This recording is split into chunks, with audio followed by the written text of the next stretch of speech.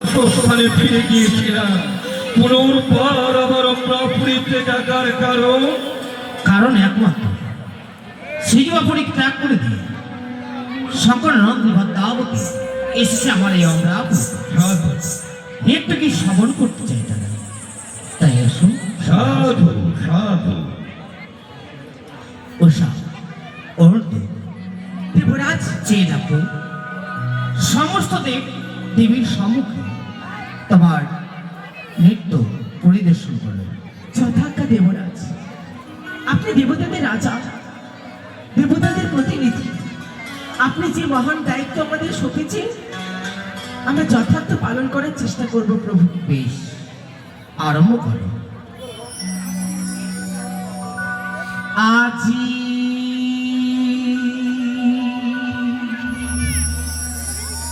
দেবতার সামনে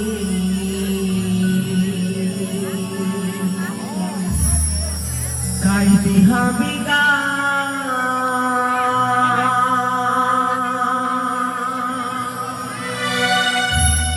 না জানি কেমন হবে। সাধু সাধু এই গানের সুরে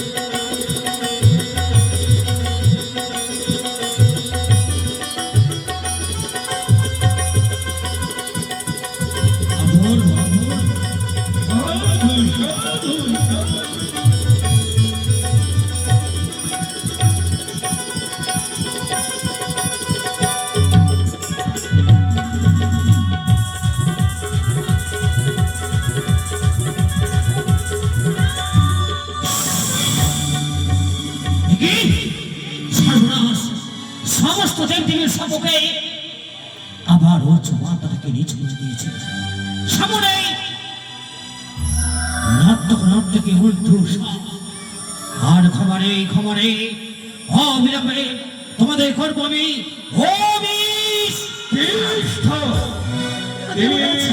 দেবরাজ। ক্রমান্বিত হয়ে একই কর্ম করতে চলেছ, কারণ উষা অনুরুদ্ধ বয়সে নবীন ধূর্ত পুষ্য বালক বালিকা, ওদের না হয় বিন্দুমাত্র ভুল হয়ে গেছে। তাই বলছিলাম একটু ভেবে চিন্তে লঘু পাপে গুরুদণ্ড করতে যেও না। বেশ মহাদেব বেশ, আপনার কথা মতো সবল করে তাদেরকে আমি ক্ষমা করলাম।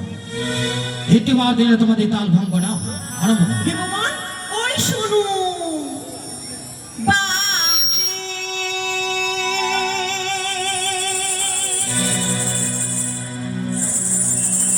মধুর বাঁশরি বাজে।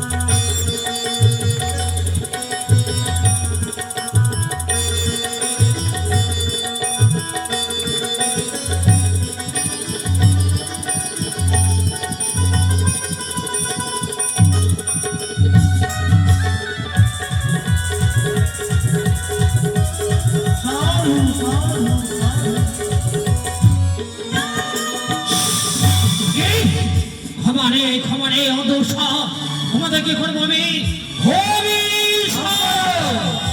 সম্পরতা বড় শশীপতি, না করিয়ে রোষ ক্ষমা করে দাও।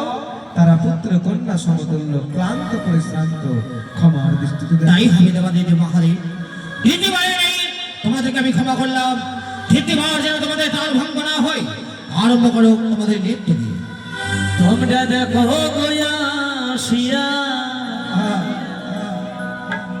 উষায় আমার নৃত্য করে, ওরে থমকিয়া থমকিয়া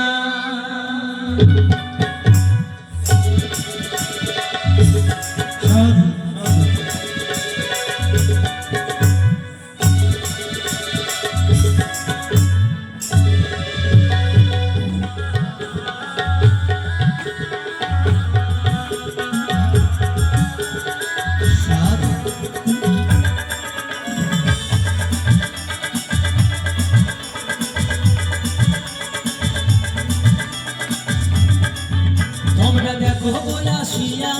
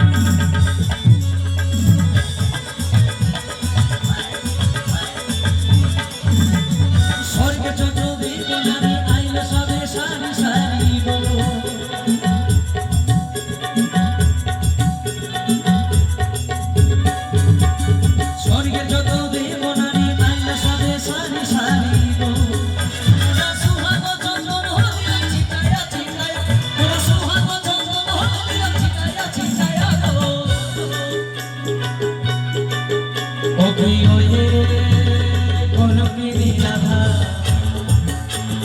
কদম গাছে বসে আছে মাইতি জলে না যাইও মাইতি জলে না যাইও মাইতি জলে না যাইও মাইতি জলে না যাইও মাইতি জলে না যাইও মাইতি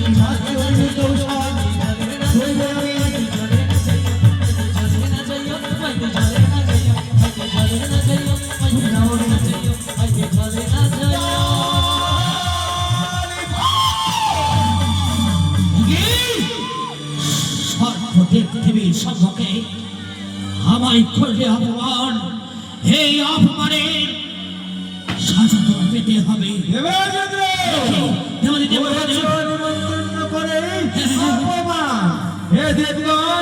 বিন্দু মাত্র যদি মান সম্মান তোমাদের থাকে, এই মুহূর্তে সৃষ্টিকর্তা ত্যাগ করুন এই অমরাপুরী দেবরাজেন্দ্রের সভা। কিছু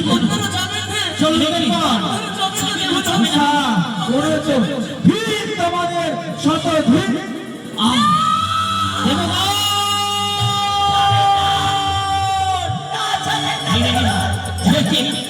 ভিড় কি সমস্ত দেবগণ এই আমরা অপরিপরিণাম করে নিজের নামে ফিরে গেছে। খবরে খবরে হরিশ স্বর্গে শ্রেষ্ঠ নাট্যকে আমাদের করলাম ভবিষ্যৎ দ্বাদশটি বছর জন্মে মূর্ত ভূমিকা করো হে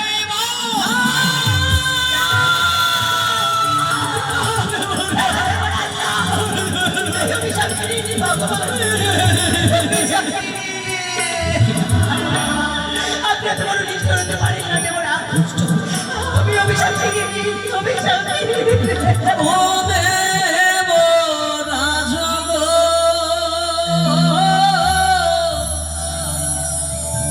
ও গো কেমনে যাইব মরিত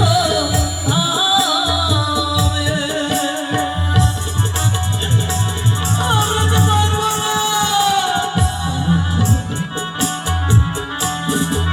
ওরে হস্তে ধরে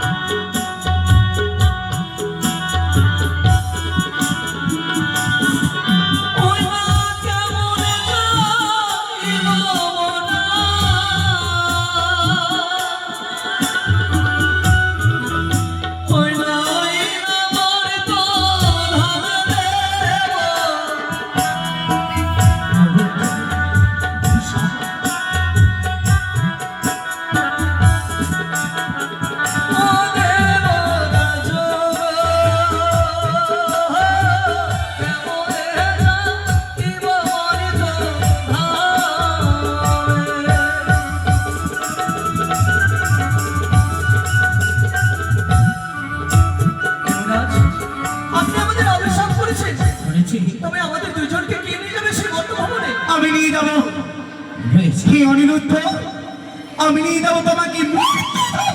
শুধু আমাকে নয় মা, আমি যে একা কিন্তু কোথাও যেতে পারবো না।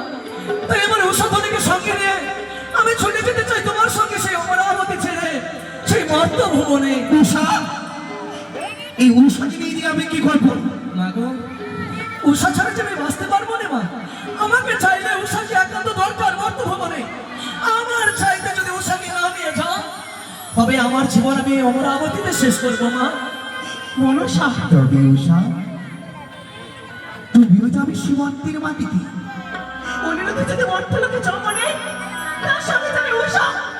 আমার সাহায্য ছাড়া আপনি কোনোদিনও দেবী হতে পারবেন না মনসা, কোনোদিনও দেবী হতে পারবেন না। যুবরাজ, তাহলে তুমি আমার পুনর সহযোগিতা করবে উষা। আমি ইন্দ্রলোকে শপথ করছি, আপনি যদি মর্তলোকে আমার মনস্কামনা পূর্ণ করেন তাহলে আপনার দেবীত্ব অর্জনে আমি আপনাকে সাহায্য। তাই যদি হয় হে ইন্দ্র দাদা, অনিরুদ্ধ উষাকে মামা হস্তে তুলে দাও। মর্তদামি পদ্মাদের দেখা নয়, আমি নিয়ে যাবো সেই মর্তধামে। তাই হবে। প্রণাম নিবেন দেবরা,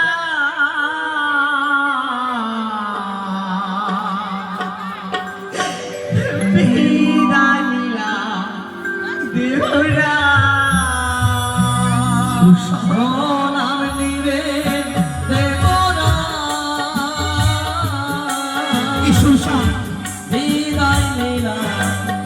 দেবরা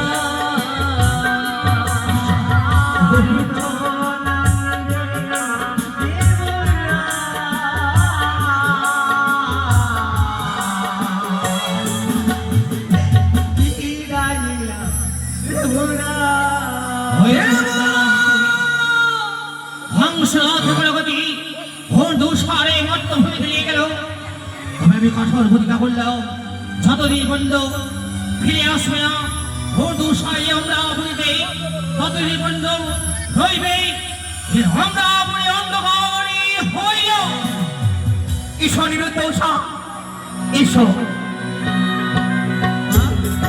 ও মা কেন মা আকাশ পথ থেকে কেন মৃত্তিকা নেমে এলেন কেন আমার হংস নদী দাঁড় করিয়াছি জানো অনিরুদ্ধ ঈশ্বরের তীরে তোমাদের এইভাবে নিয়ে যাবো যাবো না শিব ধরা ধামে তোমাদের প্রাণবায়ু আত্মা নিয়ে যাবো উষা তাই চন্দন কাষ্ঠের চিতা সাজিয়েছি এই চন্দন কাষ্ঠের চিতায় তোমরা ঝম্প দাও তাই হবে মা এসো উষা ধরো হাত, চলো সাথী, জন্ম দেব আমরা মর্ত লোকে।